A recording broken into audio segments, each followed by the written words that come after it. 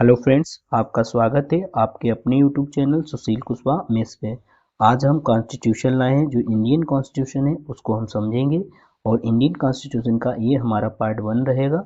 तो इस पार्ट 1 को हम अच्छे से समझेंगे और ये सभी एग्ज़ाम के लिए काफ़ी इम्पोर्टेंट वीडियो होने वाला है। फ्रेंड्स, अगर हमारे चैनल पे आप नए हैं तो इसे सब्सक्राइब कर लें और बेल आइकन दबा दें, जिससे हर वीडियो आपके पास सबसे पहले पहुँचेगा।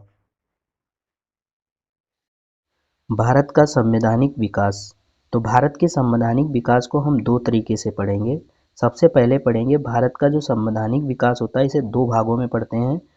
पहला हमारा जो भाग रहेगा वो ब्रिटिश ईस्ट इंडिया कंपनी के अंतर्गत पारित अधिनियम, जो 1773 से 1853 तक हुए।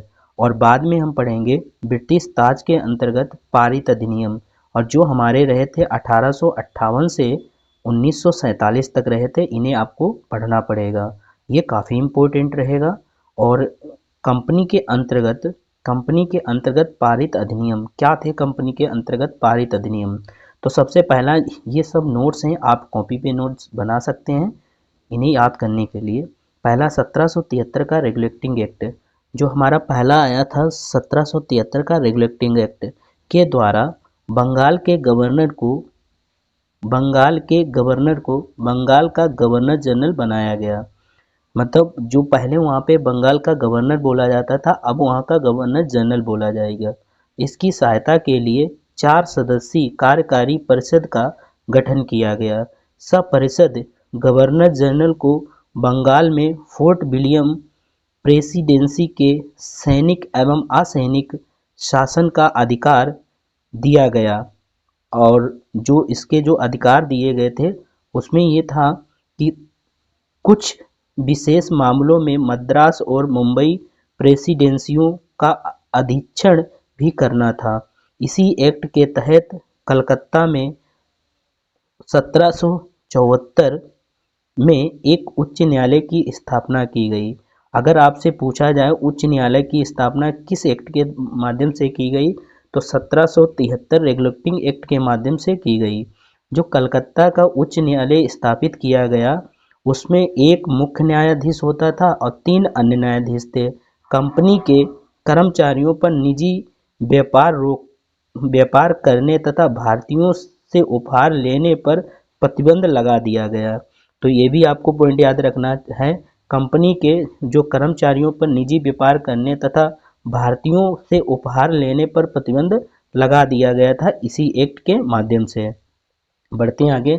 आगे पॉइंट ये है, ब्रिटिश सरकार ने फोर्ट ऑफ डायरेक्टर्स यानी कंपनी की गवर्निंग बॉडी के माध्यम से कंपनी पर नियंत्रण स्थापित किया। और उसके बाद ये हमारे कुछ इतने पॉइंट थे 1773 रेगुलेटिंग एक्ट के माध्यम से, ये सारे पॉइंट आपको याद रखने हैं। अब आया पिट्स इंडिया एक्ट, जो 1784 में आया। इसके द्वारा कंपनी के राजनीतिक व्यापारिक कार्यों का पृथक्करण किया गया। इसके द्वारा क्या किया गया? कंपनी के राजनीतिक और व्यापारिक कार्यों का पृथक्करण किया गया। और उसके बाद में इस एक्ट में निदेशक मंडल को कंपनी के व्यापारिक मामलों के अधीक्षण की अनुमति तो दी गई, परंतु राजनीतिक मामलों के प्रबंधन के लिए नियंत्रण बोर्ड का गठन किया गया। ये भी आपको याद रखना है। क्या याद रखना है? कंपनी के राजनीतिक और व्यापारिक कार्यों का पृथक्करण किया गया। इस इस एक्ट के इस एक्ट में निदेशक मंडल को कंपनी के व्यापारिक मामलों के अधीक्षण की अनुमति तो दी गई, परंतु राजनीतिक मामलों के प्रबंधन के लिए नियंत्रण बोर्ड का गठन किया गया। यानी नियंत्रण बोर्ड का गठन किस एक्ट के माध्यम से किया गया? तो इंडियन एक्ट, जो पिट्स इंडियन एक्ट आया था 1784 में, ये आपको पॉइंट याद रखना है नियंत्रण बोर्ड की। फिर आता है आपका 1786 के अधिनियम के अंतर्गत जनरल को विशेष परिस्थितियों में अपने परिषद के निर्णय को निरस्त करने तथा लागू करने का अधिकार प्रदान किया गया।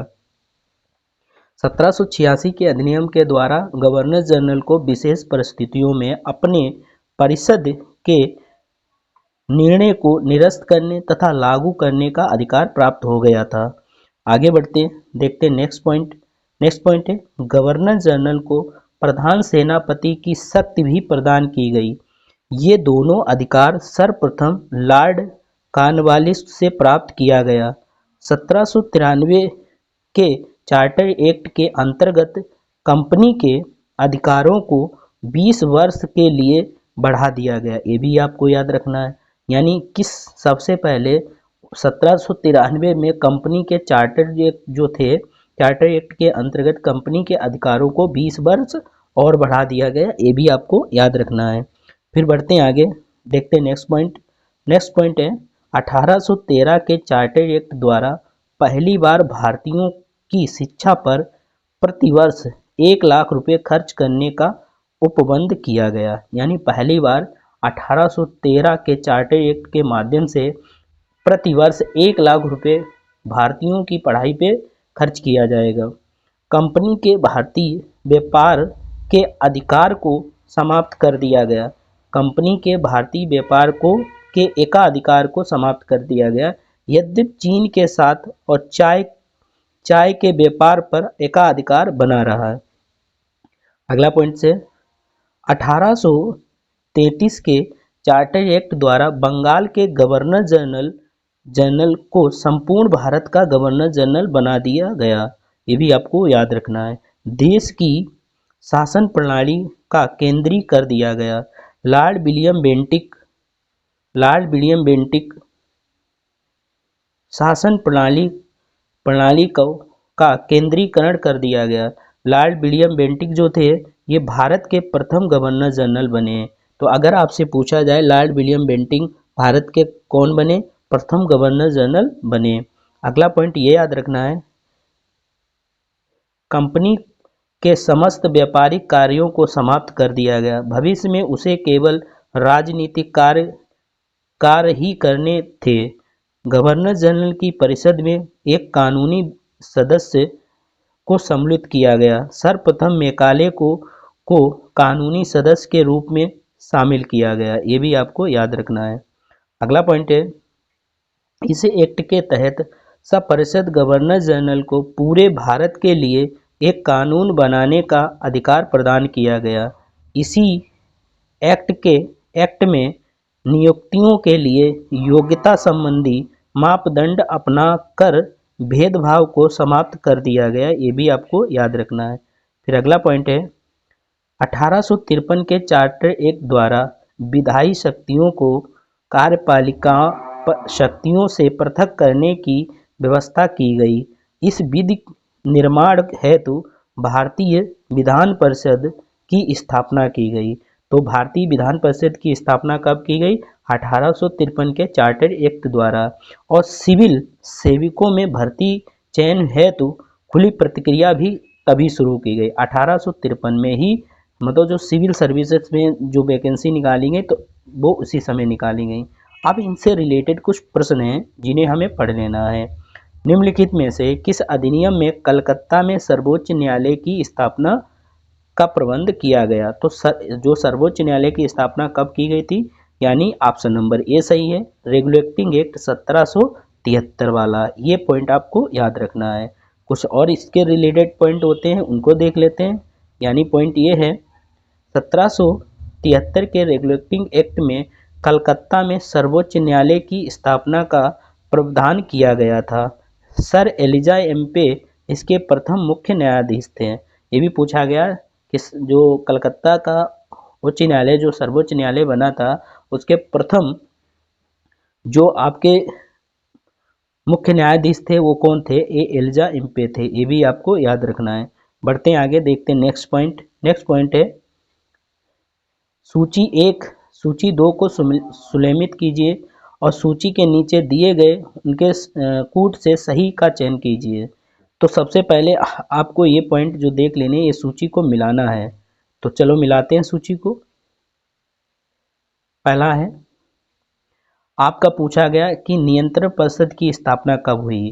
तो नियंत्रण परिषद की स्थापना जो हुई है ये आपको बतानी है कब हुई है। तो पहले का जाएगा सेकेंड वाले में जाएगा, यानी फर्स्ट का आपका पहले का ये हो जाएगा, और दूसरे सर्वोच्च न्यायालय की स्थापना ये हो गई, ये आपको याद रखना है। पहला दूसरा तो मैच हो गया। अब आगे देखिए अगला, और जो ये आपके मैच हो गए, कहने का मतलब पहला दूसरे में जाएगा, ये तीसरे में जाएगा। और क्या लिखा है, इंग्लिश मिशनरियों को भारत में कार्य करने अनुमति, ये चार्टर इसमें दी गई है, मतलब 3 में दी गई है। और गवर्नर जनरल की परिषद में चयन, ये इसका इससे चौथे में सही है। ये बिल्कुल करेक्ट आंसर सही हो जाएगा, ये जैसे आपकी देख सकते हैं इसमें। बढ़ते हैं आगे, देखते हैं अगला। इस अधिनियम, जो नियामक अधिनियम था 1773, सर्वोच्च न्यायालय की स्थापना, पिट्स भारत अधिनियम 1784, नियंत्रण परिषद की स्थापना एंड चार्टर अधिनियम 1813 में। 1813 में आया आपका इंग्लिश मिशनरियों को भारत में कार्य करने की अनुमति, और चार्टर एक्ट भी आया था। और 1833 में जनरल परिषद में कानूनी सदस्य की नियुक्ति से संबंधित पॉइंट याद रखना है। अगला है, नेक्स्ट क्वेश्चन है, किस अधिनियम ने भारतीयों को अपने देश के शासन में कुछ हिस्सा लेना संभव बनाया? तो इसका ऑप्शन जो बिल्कुल इसका करेक्ट ऑप्शन होगा ए वाला, यानी चार्टर एक्ट 1833। तो फ्रेंड्स, ये हमारा पार्ट 1 था, और यदि वीडियो आपको पसंद आया है तो इसे सब्सक्राइब कर लें और बेल आइकन को भी दबा दें।